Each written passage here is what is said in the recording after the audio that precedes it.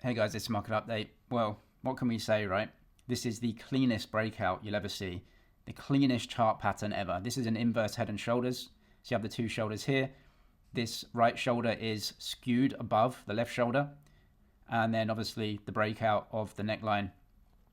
So for a chart pattern like this, some sort of breakout to 130, 140K, something like that, that would be a target. It's just absolutely clear, isn't it? And why is Bitcoin breaking out, right?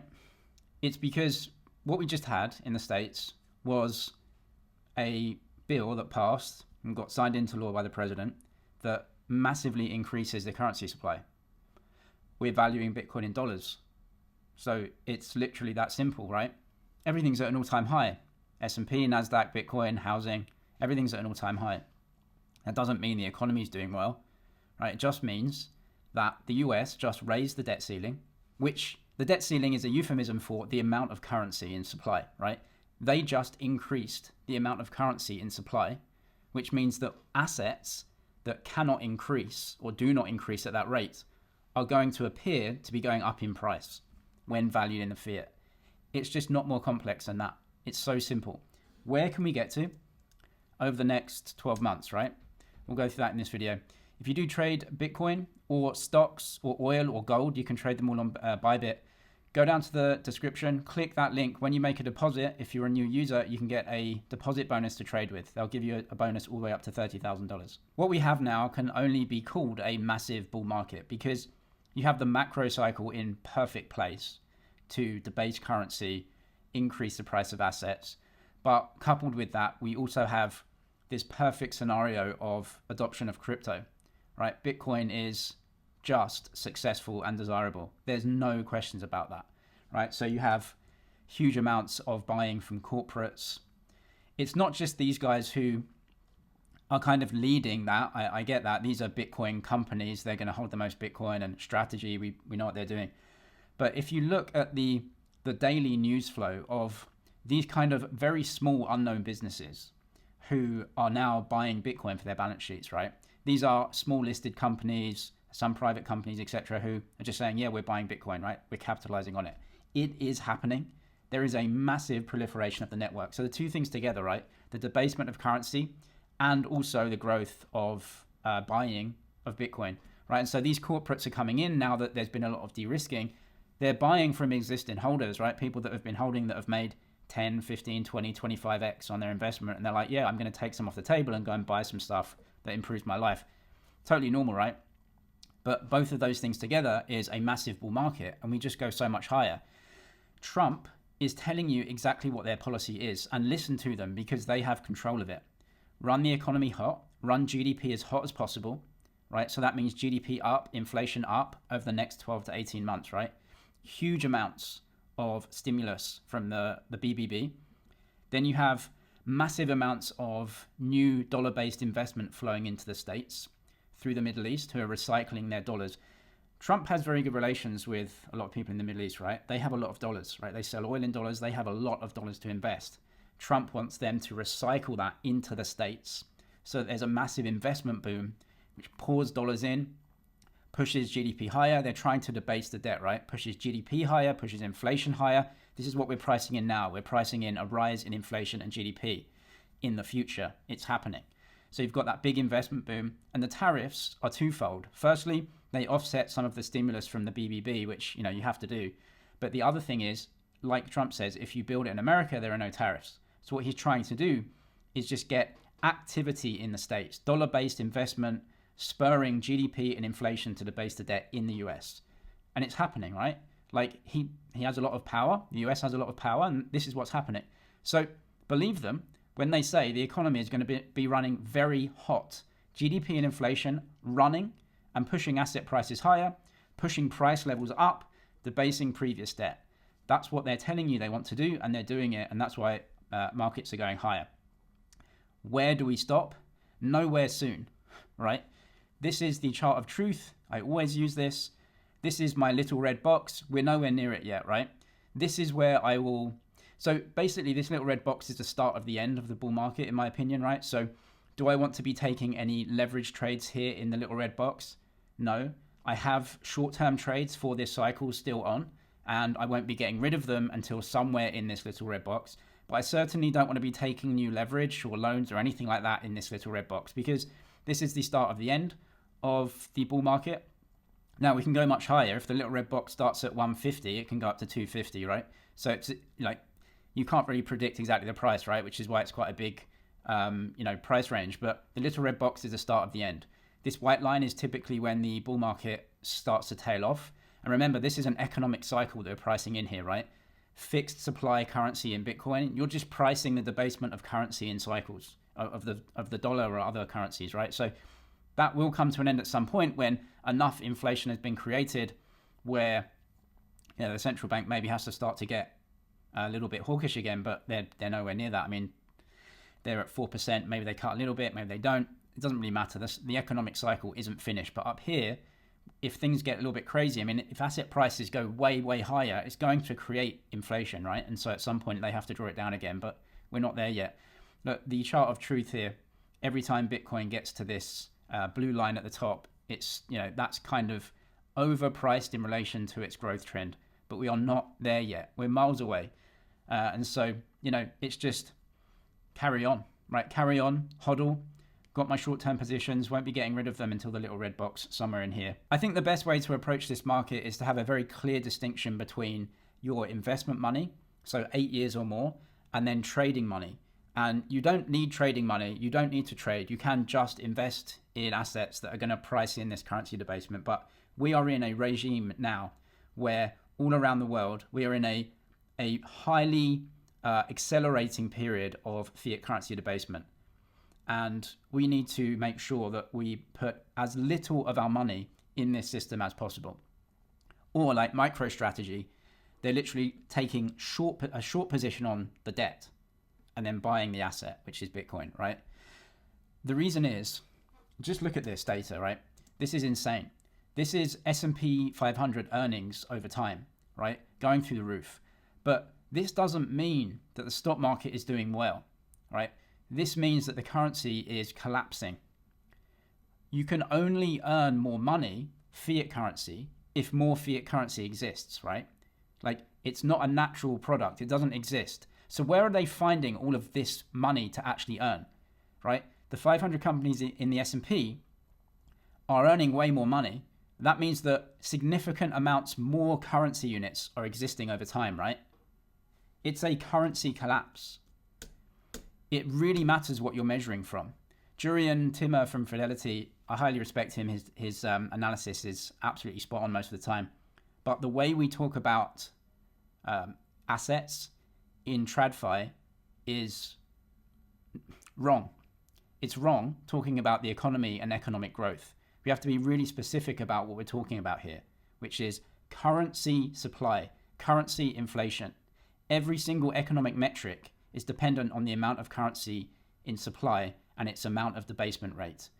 The simple maths, if you're English, is that the economy needs to grow faster than its cost of borrowing. What is the economy? What does that mean? Because that isn't the issue, actually.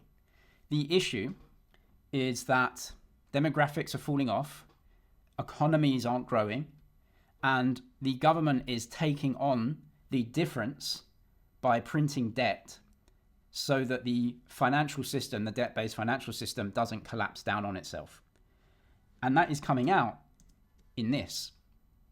A collapse in the currencies collapse upwards, right? So they don't reduce in supply. Currencies collapse by getting much more abundant to infinity. So it looks like assets are going up. It looks like these companies are earning more.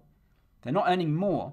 It's just that we're having a currency collapse with huge amounts of money printing just to keep the financial system from collapsing in on itself.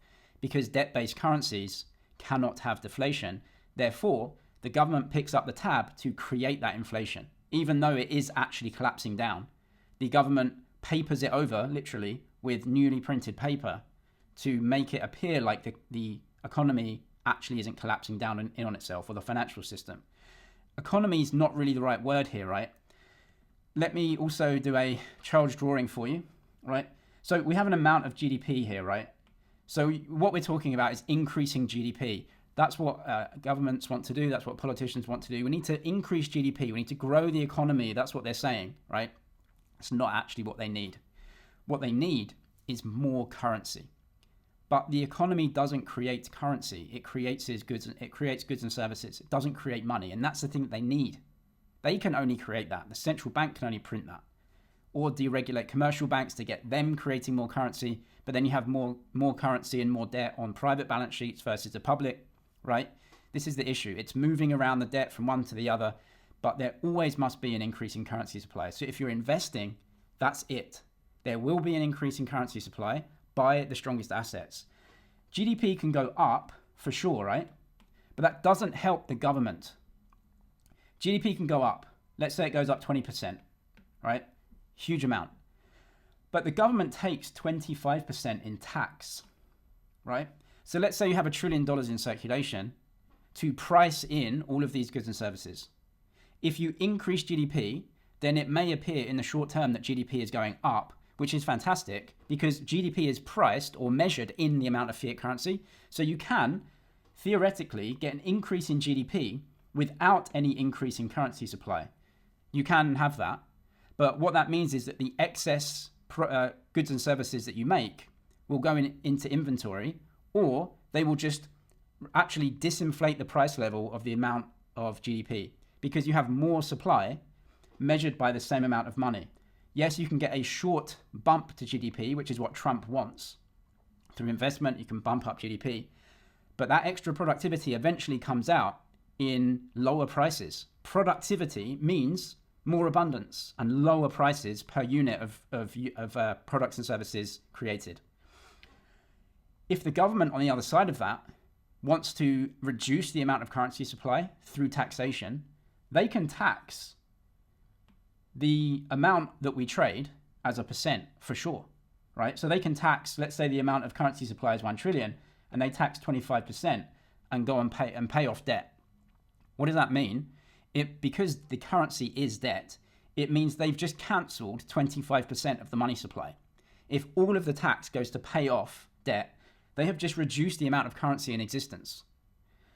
So in the next year, even if GDP goes higher, right, which it can do, and so debt to GDP may go down, what you have now is an amount of GDP, an amount of trade that is now measured by less currency. So 25% tax rate on less currency means the government earns less money from tax. And if you have less money from tax, then how do you pay off the existing currency that you have? It's a spiral down where you cannot pay that off, right? Less money from tax and the same amount of spending on Social Security and Medicare means that the fiscal deficit widens, which means you need to create more currency. So what I'm describing is a situation that literally has no solution to paying it off, right? It's impossible. You cannot tax the amount of money. The more you tax, the more you get rid of it, the more you have a deficit from spending and the amount of tax. The government doesn't need economic growth. What the government needs is currency. That's why they print it through debt, and that's why the central bank eventually has to monetize through actually just printing the currency units out of thin air. It's an impossible situation. The government needs more currency. That's why Trump is trying to get that recycling dollars from the Middle East back into the States, and why they want to deregulate the banking sector so that they can create loans, commercial loans, right? They need more currency. They don't need more GDP. They don't need it. They just need more currency. That's what they need. Growing the economy doesn't work. You need to inflate prices because then the amount of tax you make actually goes up because you're inflating prices, you're inflating the stock market, you're inflating the capital gains taxes and income taxes, which are a percent on the amount that we trade and earn. So if prices are going up, the amount of tax that you make on them actually goes up in nominal terms and you debase the currency that exists. That is the only way. So if you're investing, please get out of that system and into hard assets because it is the only possible way that they can keep the system running, which they will do. This is inflation, CPI, never ever goes down. It will never go down. Markets will not go down. We have huge crashes now and then when the market believes that the amounts of currency debasement may actually shrink or slow down, right? That's what happened in the last bear market. the Fed said, look, we can't print money anymore. We've got to draw it down a little bit, raise interest rates. You've got a massive bear market, like 50, 60%, right? They barely drew down anything. That's how volatile this is, right? So investing, 8 years, make sure you invest through both parts of the cycle. This part where prices are going up, but also the next part when prices are going down. You get a decent average price, 8 years time, you're going to be fine. When you're trading, make sure that as prices are rising right now, risk is getting more expensive, right? Not really be looking to take too many new trades here. Maybe we're still in a great position, but as we get higher and higher, trading, the risk gets too expensive to actually start trading there. Wait for the next drawdown when it will happen. When the market thinks that the amount of currency debasement will slow, you get a small drawdown.